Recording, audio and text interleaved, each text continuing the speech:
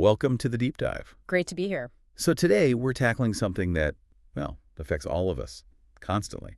How and why other people influence us. We're diving into normative and informational social influence, using some core ideas from research on social influence and conformity. Yeah, the goal really is to unpack these forces, the ones shaping how we think and act, often without us even realizing it. Exactly. From like the clothes we wear to our deeper beliefs, it's powerful stuff. Definitely.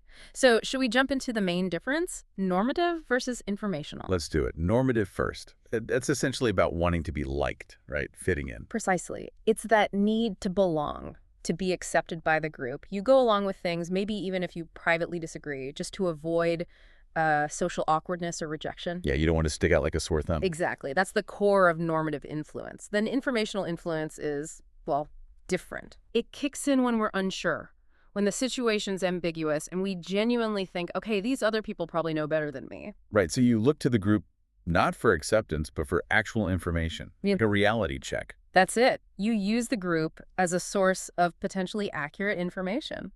Which makes me think of those classic studies, Asch's line experiments. That one is just wild. Oh, absolutely. People looking at clearly different lines and saying they're the same length just because everyone else in the room did.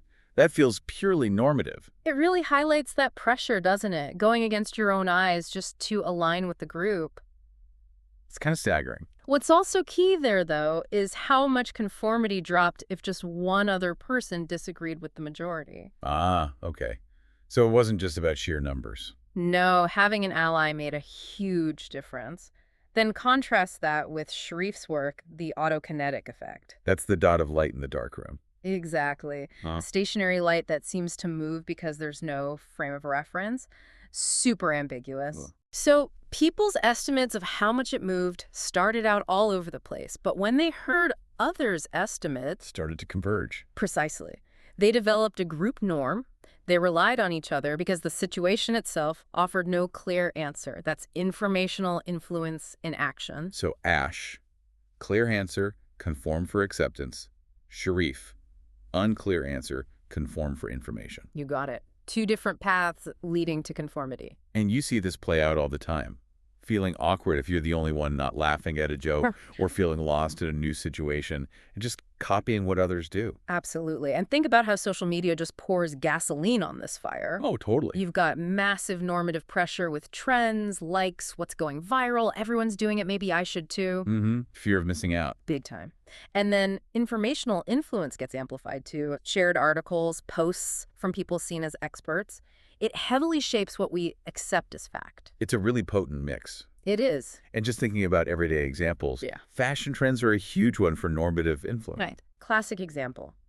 Adopting a style to feel part of the in-group. Or maybe holding back on expressing a political view if you think it goes against your social circle. Sure. Or even simpler things, like knowing which cutlery to use at dinner. That's adhering to social norms to avoid looking, well, out of place. It's all about fitting the context. And it gets interesting in more critical moments, too, like in an emergency.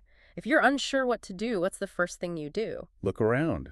See how others are reacting. Exactly. Are people calm? Are they panicking, running? Yeah. That's vital informational input. Okay, that makes sense. And think about something like a protest. There's the shared belief driving it informational in a way, but also that strong pull of solidarity, showing up, being part of the collective. That's got a big normative component. Right, belonging to the cause. Yeah. It really makes you aware of how much we're guided by the group, often subtly. For sure. But, it's not like everyone reacts the same way. No, I guess personality must factor in. Definitely. Things like self-confidence, how much you value independence versus social harmony, that can really affect how susceptible you are to either type of influence. Some people are just more internally driven. So it's not totally deterministic. Not at all.